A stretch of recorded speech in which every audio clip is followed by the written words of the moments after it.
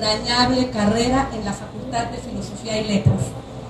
Literatura dramática y teatro, se llama La Enloquecida.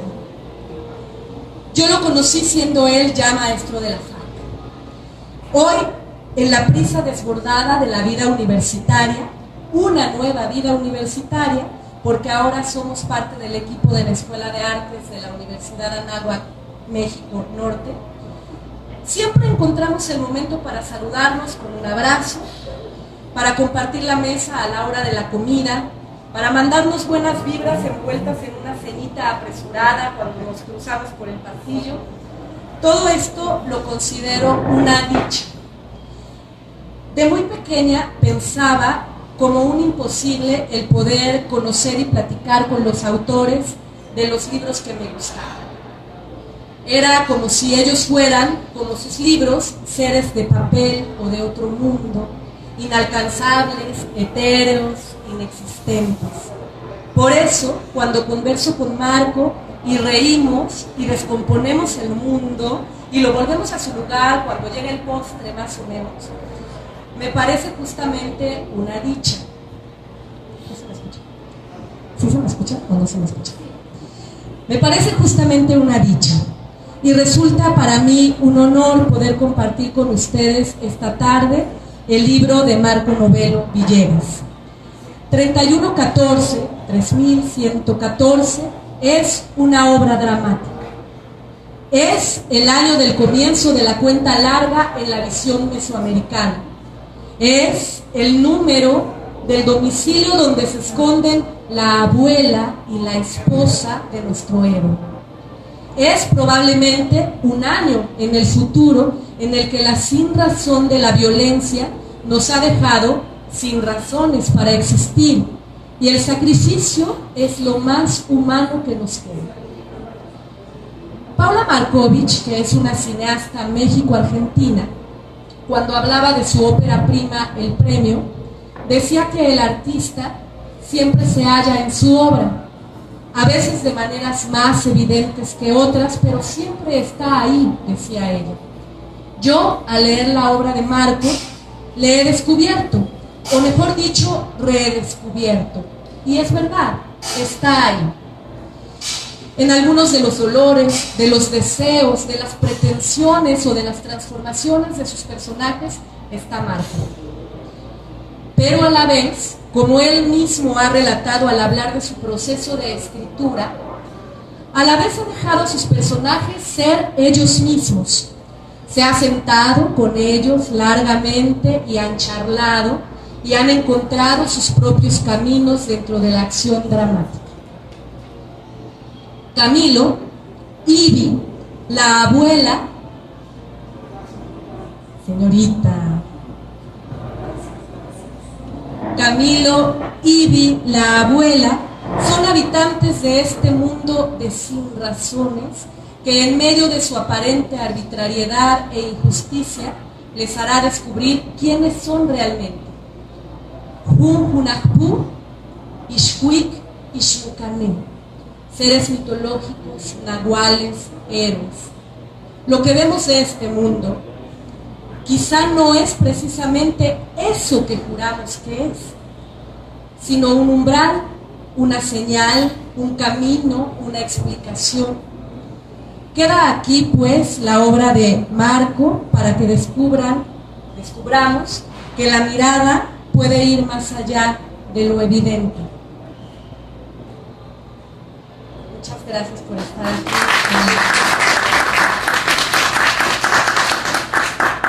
Quisiera ahora pedirle a José Luis Juárez que realicemos una breve lectura de uno de de las escenas de esta obra dramática de Marco Novelo.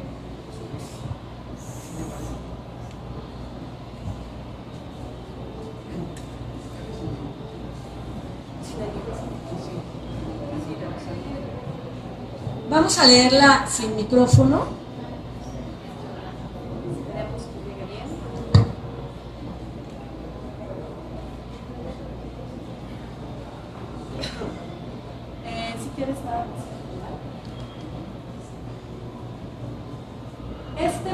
podemos titularlo el capítulo de El rompecabezas. Nuestros personajes se encuentran en un velorio y vamos a ver qué sucede y cómo funcionan los diálogos de nuestro querido Marco. Rompecabezas se llama este capítulo, bueno, esta escena. Estamos Tania y Camilo. A lo lejos se escuchan voces que rezan el rosario en este velorio. Es terrible, esto no puede estar pasando. Parece que todo se junta. ¿Lo dices por lo de tu esposa? Pues, por todo. Primero, mi esposa con los bebés. Luego el doc. Pero también el huracán que se nos viene encima. Esto es un rompecabezas. Rompecabezas. Es justo lo que dijo el doc en su última clase. ¿De qué hablas? ¿Recuerdas la vasija que estábamos descifrando? ¿Vasija? Yo no pude asistir a las últimas clases porque tuve juntas en la universidad. Cierto. Pues las últimas clases empezamos a trabajar sobre una extraña vasija. ¿Extraña? ¿Por qué? ¡Shh! La vasija llegó por paquetería al cubículo del doc, sin remitente, sin dirección, todo un enigma. Solo había una nota pidiéndole al doc que la guardara en un lugar seguro y que nunca la abriera porque algo terrible podía pasar. Durante meses la guardó en un rincón de su librero hasta que la curiosidad lo llevó a abrir el paquete. ¿Y? Dentro estaba la vasija envuelta en una manta y atada fuertemente. ¿Como un envoltorio sagrado? Exacto. Y dentro de la vasija encontró Huesos de falange de jaguar, patas de venado, piedras negras y amarillas, plumas de quetzal, una flauta de hueso, tabaco y un sangrador para el autosacrificio. ¿Cómo lo sabes? ¿El doc te lo dijo? No, solo que eso es lo que contiene un envoltorio sagrado. ¡Wow! Yo no sabía eso. ¡Demonios! ¿Qué te pasa? Debo tener migraña. Bueno, pues el doc mandó a analizar la vasija. ¿Y qué crees que encontró? Que era una broma.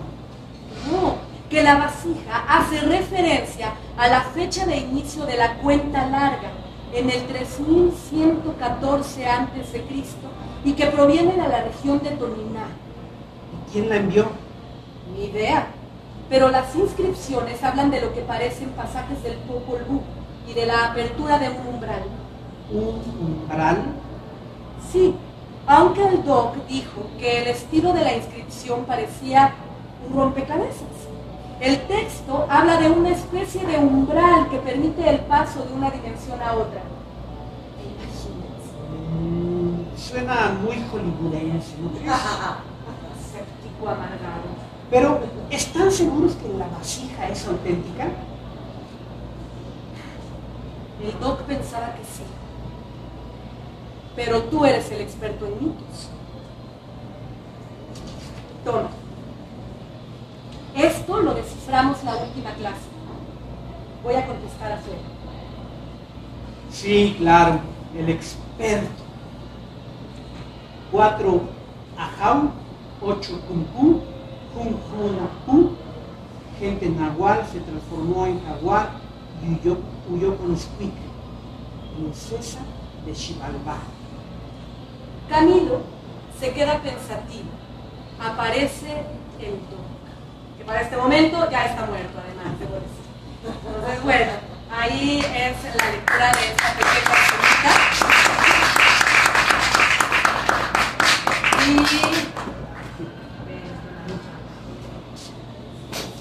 y bueno, ahora a Marco, a mí, a Vero, nos gustaría que esto se convirtiera más en una especie de charla de amigos respecto de la obra y que pudiéramos preguntarle a Marco sobre su obra, sobre su intención, su deseo, lo que queramos. Si quieren, para que no se apenen, comienzo yo y luego pueden ustedes también yo espero participar. ¿Sí? Está la hoja mezclada de...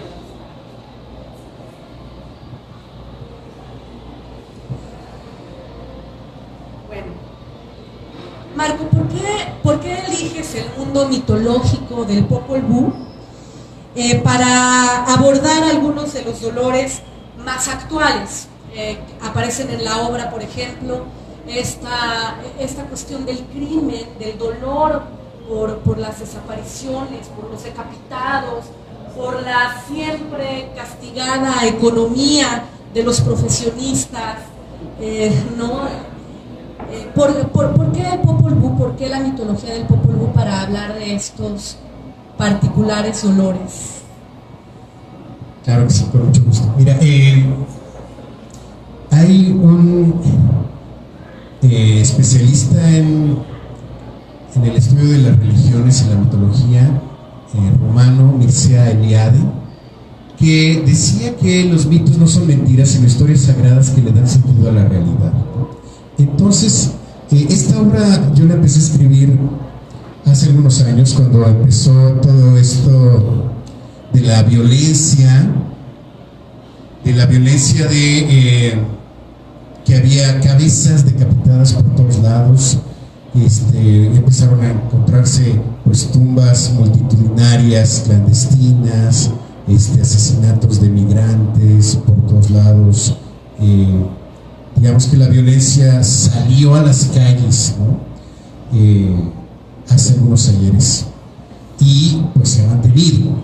Y una de las funciones del mito, de acuerdo a Mircea Eliade, es justamente darle sentido a la realidad. A mí me parece que la realidad de repente es bastante violenta, bastante caótica, bastante inexplicable y sin sentido, totalmente irracional. Y una manera de tratar de encontrarle una explicación es justamente a través de los mitos, que es lo que hacían las culturas mesoamericanas antes, y todas las culturas primitivas y culturas de creyentes, como lo dice Mircea Eliade, ¿no? Entonces me surgió la idea de cómo se explicarían los personajes del Popol Vuh esta realidad si vivieran en el México contemporáneo. Y a partir de ahí fue que surge la idea de la obra. Estoy tratando de mezclar, integrar tres dimensiones diferentes de realidad. Una es, digamos, una dimensión donde aparece justamente toda esta violencia en las calles del mundo contemporáneo mexicano. Otra trata básicamente sobre la realidad cotidiana, íntima de una pareja de jóvenes que no encuentran cómo insertarse en los roles sociales que esta sociedad les ha impuesto.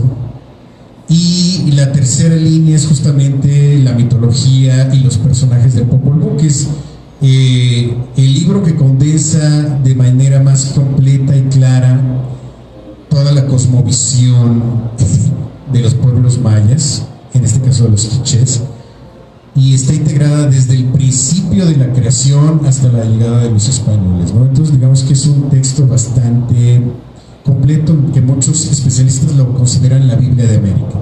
Entonces, bueno, de ahí surge un poco la idea, y por eso integrar estas tres dimensiones.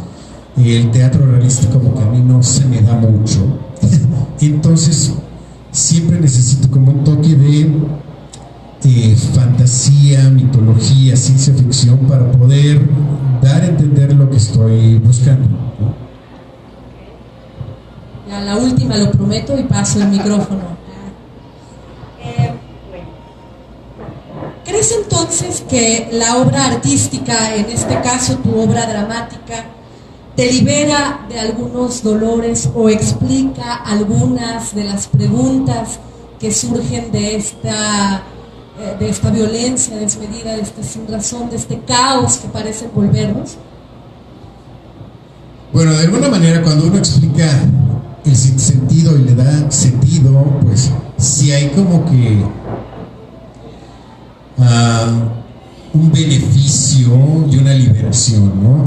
Algunos especialistas dicen que, por ejemplo, algo que es tan importante hoy en día como es la Virgen de Guadalupe, que surge justamente por la necesidad, de acuerdo a algunos especialistas, sin meternos demasiado en religión, sino más bien como fenómeno social, justamente con el derrumbe de toda la cosmovisión mesoamericana con la llegada de los españoles y la imposición de la nueva religión, pues la vida de todos los pobladores de lo que ahora es México pierde sentido. Sentido es dirección. Antes sabían hacia dónde iban, sabían de dónde venían y hacia dónde iban.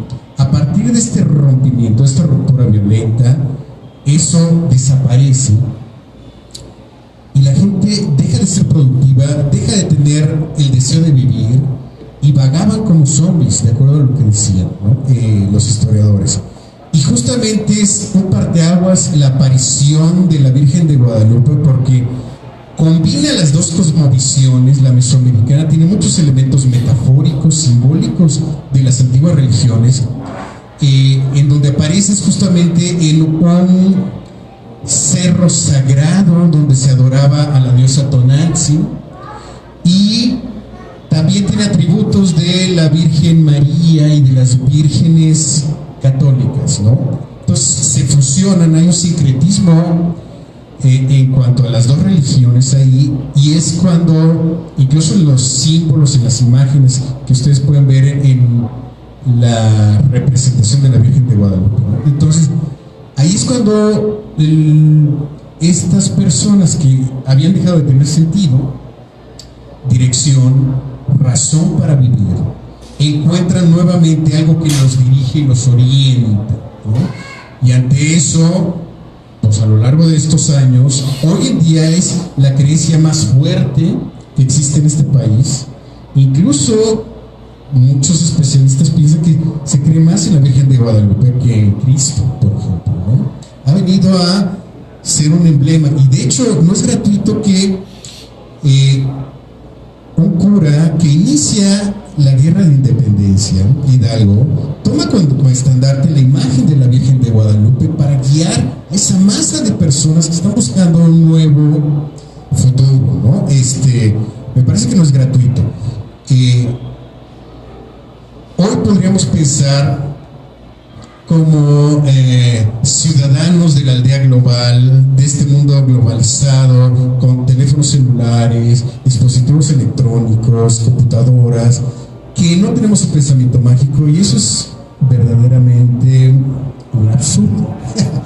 La gente sigue teniendo pensamiento mágico. Por ejemplo, ahorita que está el Mundial de Fútbol, hay una esperanza que es un pensamiento mágico y racional que no corresponde a ninguno de los hechos concretos que vemos, de que un grupo de personas que se visten de cierto color y que representan a toda esta nación en un partido de fútbol puedan triunfar, y ese triunfo pasa a ser algo más que un juego, porque el fútbol lo podremos ver como un juego, como un deporte, como un espectáculo, pero en realidad se convierte casi en una cuestión religiosa que determina si la gente va a estar contenta o va a estar totalmente frustrada. Está poniendo todas las esperanzas y el sentido de su sufrimiento en un grupo de 11 jugadores que están pateando la pelota. Es verdaderamente impresionante, ¿no? En el terreno político igual. O sea, tú puedes ver que la gente empieza a decidir más por cuestión de fe que por pruebas, informaciones. Entonces, el pensamiento mágico existe desde que leemos el horóscopo, desde que nos ponemos tal loción que nos va a hacer más atractivos, o que pensamos que nuestro número de la suerte es fulanito de tal, ¿no? El pensamiento mágico sigue existiendo mucho. Entonces, pues no somos tan diferentes de lo que eran nuestros antepasados. ¿Por qué retomar entonces la mitología para buscar sentido en lo que vemos? bueno, no lo inventé yo, ¿no? Sí, yo de repente me topo contra una realidad verdaderamente irracional y hay una necesidad humana de buscarle sentido a toda esta violencia, a toda esta, pues sí, irracionalidad, ¿no? Sí, los pueblos mayas sobre todo pensaban que el tiempo era cíclico. Entonces, si ellos querían saber lo que iba a pasar mañana, lo único que tenían que hacer es ver lo que había pasado antes. Porque, de acuerdo a esa concepción del tiempo, las cosas se repiten cíclicamente, ¿no? Lo podemos ver como un pensamiento mágico, pero es como ver en los hechos históricos, en los análisis históricos, lo que pasó, cómo se comportó la gente en ciertas situaciones, y puedes proyectar y deducir que eso se va a repetir. No es pensamiento mágico, es pensamiento lógico también, ¿no? ¿Por qué buscar explicaciones en la mitología y en lo que escribieron hace tantos años? Porque a mí me parece, de acuerdo a la observación empírica cotidiana, que si hay constantes y lo que queda plasmado en la mitología no es ideas fantásticas, sino es observación directa de la naturaleza humana, y esa no ha cambiado. No sé si contesta tu pregunta. Bueno, pues ahora atendiendo un poquito el deseo de Marco de hacer esto entre amigos, casi familiar, a manera de charla, no sé si alguno de ustedes, Vero, tenga alguna pregunta para Marco. Elia, pásate para acá. ¿Para qué salgas? Para que salgas. Bien. Es actriz. Bueno, primero que nada, muy buenas tardes y unas grandes felicitaciones a mi querido Marco. Otro más en el haber, un libro más que nace. Felicidades, de verdad, de todo corazón. Ya lo subí al Face, ahorita les tomo fotos si quieren seguir, pero ya lo subí.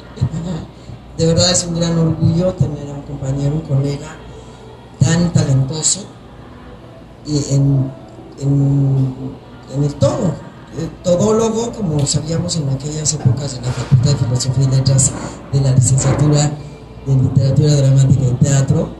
Salíamos todólogos, ahora salen especializados, pero gracias a esta todología tenemos un gran dramaturgo, un gran director, un gran productor, un gran promotor, un gran actor, con quien pude compartir escena hace 2 años, ¿no?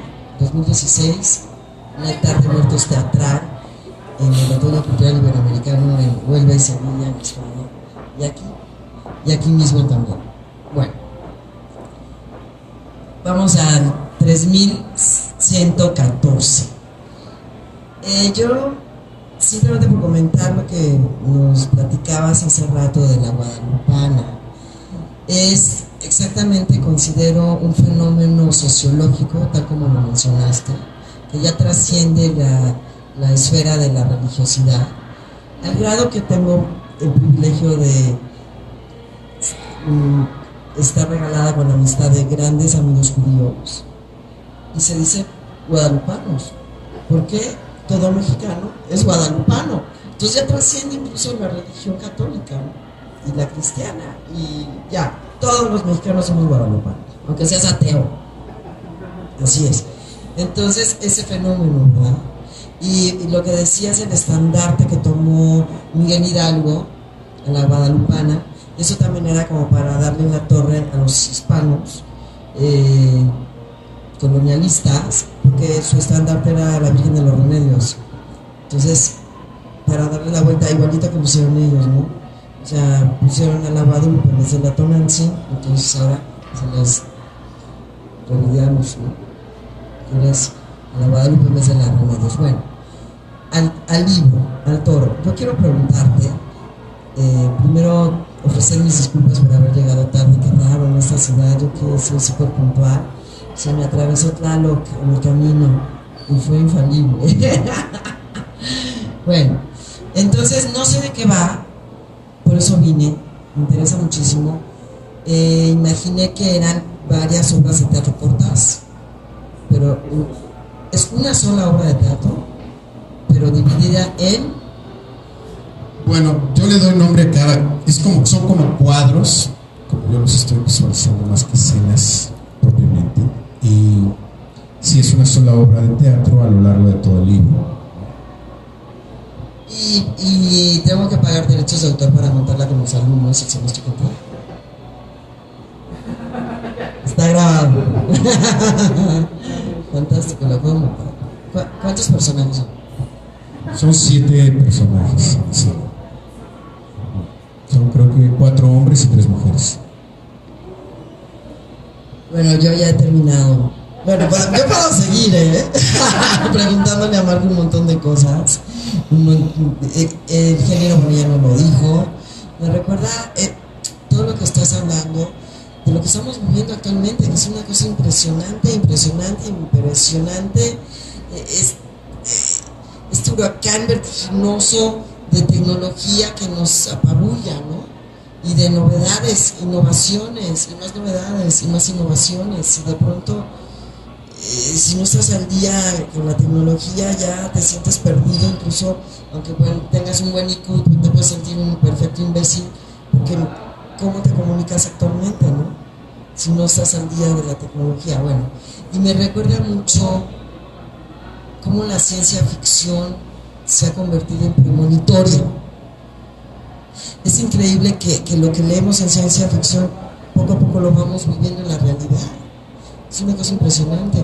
Como Aldous Huxley con Brave New World, que lo tradujeron, no está llamando Un Mundo Feliz, no sé por qué esa traducción. Cuando, no sé si sepan que Brave New World es una frase que dice próspero en La Tempestad de William Shakespeare. O sea, qué visionario Shakespeare. ¿No? Pero eso, Brave New World, y ya nos alcanzó. Así estamos. Bueno, ¿qué más le quieren preguntar a Marco? Cedo la palabra y el micrófono y el sillón. Creo que desde aquí es una pequeña duda, más que nada anecdótica. Bueno, están hablando de ciencia ficción y de mundo mágico y todo esto, pero yo sé que estudiaste las culturas mesoamericanas, entonces la pregunta va en el sentido de si es realmente ficción o si hay un dato verídico del año de 3114 a.C. y que se encontró ahí alguna vasija, o es solamente, eso sí es invención de Marco Novelo. Bueno, sí, digamos que la fecha sí, de acuerdo a los epigrafistas, que son los que estudian, digamos, las inscripciones, sí es la fecha es la fecha a partir de la cual ellos empiezan a contar. Como nosotros, para nosotros sería el antes de Cristo o el después de Cristo, para ellos era el 3114. De hecho, todas las estelas mayas, el número de inicio es el 3114, y a partir de ahí empiezan a contar. Es como si dijeras, pues la presentación del libro de Marco Novelo se hizo en el 2018 después de Cristo, ¿no? Entonces, todas las inscripciones y todas las fechas mayas del clásico, digamos, que es la época de esplendor de las culturas mayas, todas inician con esa fecha. Y entonces los epigrafistas piensan que algo muy importante sucedió en esa fecha. No se sabe exactamente qué, pero sería el equivalente al nacimiento de Cristo en las culturas de Occidente. Entonces, a partir de ese dato, que es un hecho, yo alucino pues todo lo demás, ¿no? Digamos, hay muchos elementos que sí están basados en hechos reales, pero a partir de ahí yo los ordeno para estructurar y contar la historia que quiero contar, básicamente.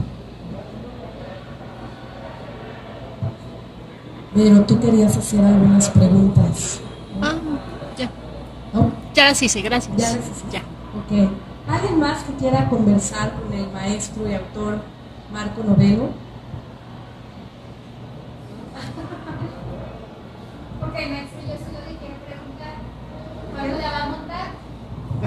Para ir a hacer clase. Maestro, yo solo le quiero preguntar cuándo la va a montar para ir a hacer pasta. Pues parece que ya.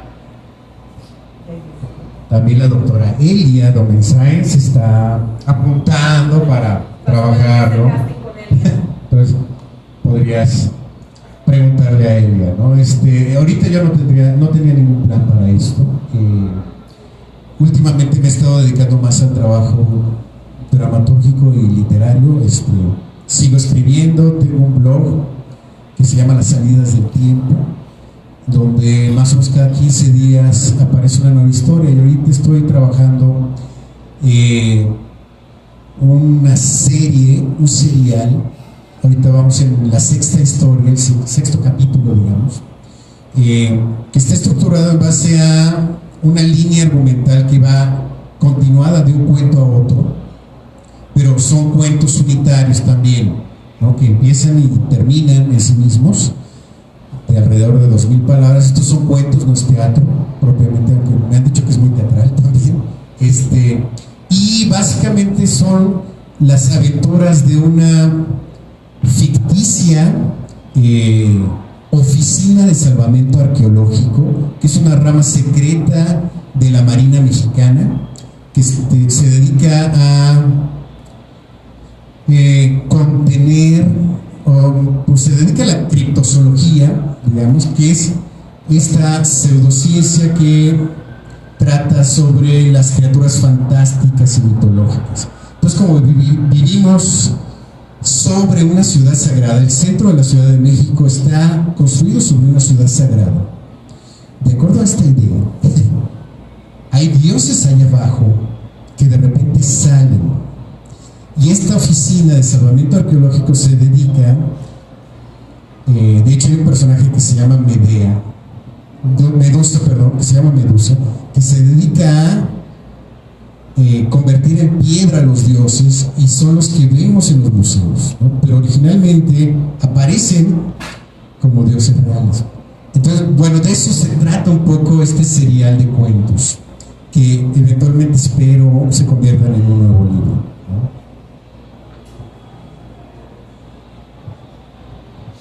Bueno, pues a mí me surgen muchas más preguntas, pero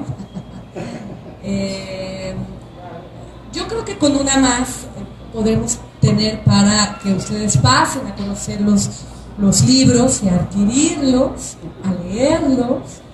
A 150, maestra. Yo le preguntaba a Marco, o más bien quiero preguntarle a Marco, ¿cómo montaría esta obra de teatro, sobre todo en la concepción temporal? Entendemos que mucho el teatro funciona como una convención, y yo cuando leí la obra le decía a Marco, me parece que tiene un potencial cinematográfico también. Es decir, hay una distensión del tiempo. Podríamos incluso imaginar que toda la obra, todo el thriller, toda la acción sucede en un solo momento en que el personaje piensa en suicidarse. Y en ese momento en que está a punto de lanzarse al tren, ocurre la obra completa. Pero este tiempo en distensión, que es parte del universo fílmico, ¿cómo llevarlo al teatro? Bueno, sí, muy interesante lo que dices. El punto de partida de la obra es justamente algo que a mí me llama mucho la atención y que comentaba hace ratito, justamente. Venía para acá en metro, y el metro se quedó, bueno, me quedé esperando el metro en la terminal más de media hora, no había metros, y eso, en el altavoz solo anunciaban que había habido un problema y que no había metros disponibles, ¿no? Y yo leí hace poco que el promedio de suicidios en el metro ha subido a alrededor de 3 por mes en la Ciudad de México, ¿no? Curiosamente, una escena como esa es la que detona la obra, es la primera escena de la obra. El protagonista se para frente a las vías del tren dispuesto a saltar, ¿no? Y ahí es donde empieza la obra, y como bien identifica y analiza y lee Betsabe, se abren una serie de posibilidades, que el teatro te da esa posibilidad de distintas interpretaciones, ¿no? Podría ser justamente que toda la aventura sucede en el instante antes de que él se tire a las vías, o podrían ser otras posibilidades, ¿no? Yo, como la visualicé en escena mientras la escribía, tenía varias opciones. Una de ellas era con teatro negro y luz ultravioleta, lo cual permite como que estas distensiones y estos elementos mágicos que están dentro de la obra. Otra opción era a través de sombras, juego de planos, digamos, con actores en vivo normal, y aparte pantallas con sombras. Y una última también que visualicé alguna vez fue con títeres, ¿no? Entonces, digamos que cualquiera de esas podría funcionar. Creo que ya el director en turno tendría una gama de posibilidades para jugar con esta obra. Me parece que el trabajo de un dramaturgo justamente es ese: solo sugerir y dejar que el director pues haga su trabajo, ¿no? Que ya interpretar y traducir lo que está escrito con un lenguaje de palabras escritas, traducir un lenguaje totalmente nuevo, que es actores moviéndose en un escenario concreto, pues sí es trabajo ya del director, ¿no? Entonces, pues son más o menos algunas de las opciones que yo visualicé. Muy bien. Pues yo creo que va a representar todo un reto de escenografía, alude también, o más bien evoca una belleza particular. A mí ahora que lo decías, me imaginaba yo la obra o la escenografía principal como este andén del metro de la Ciudad de México, ¿no? Que tanto nos trae a la cabeza a todos, y en esa posibilidad de escenario hacer surgir todo este mundo mítico, ¿no? Pues yo quiero terminar este comentario al libro de Marco Novelo invitándoles a que lo conozcan, lo lean. Es una lectura muy, muy accesible, muy grata, muy emocionante, y bueno, recomiéndenla también para que las ventas suban y la gente pueda llenarse de esta riqueza de los autores que viven hoy mismo con nosotros y que los tenemos fuera de foco. ¿Puedo leer el número 1? Que sí. Bueno, igual puedo leer la acotación para que más o menos se den una idea. La acotación es muy bonita, la primera acotación es muy bonita y creo que los va a dejar picados. Y sería una buena acotación. Bueno, sí, la obra empieza con un cuadro que se llama El Salto. Gente caminando y charlando, sonido de tren alejándose.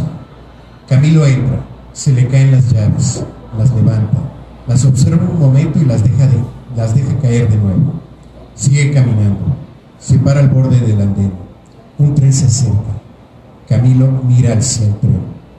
Parece que Camilo va a saltar a las vías. Suena su teléfono móvil, se sorprende y está a punto de caer. Da un salto hacia atrás para conservar el equilibrio. Duda. El teléfono sigue sonando. Mete la mano en su bolsillo y lo saca. El tren llega, gente lo aborda y se va. Camilo contesta el teléfono.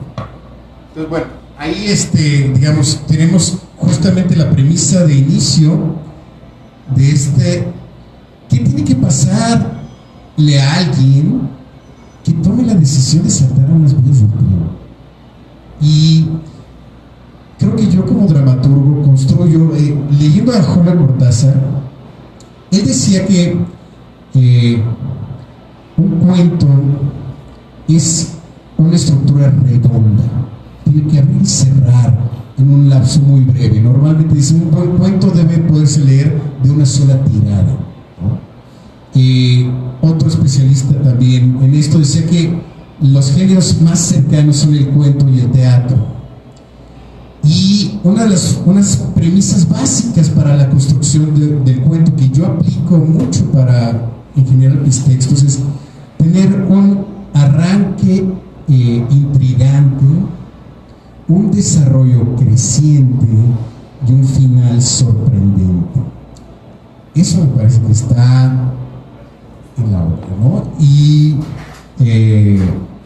por eso justamente tenemos este arranque con alguien que está a punto de saltar las vías, y me parece que sí, el lector o el espectador podría decir, ¿qué le pasó? Y a partir de esa pregunta, pues sí, seguir leyendo, ¿no? Que es la idea de todo escritor, es pues que nos lean. Bueno. Pues muchas gracias por su asistencia, por su compañía, por su escucha, y aquí están los libros. Muchas gracias.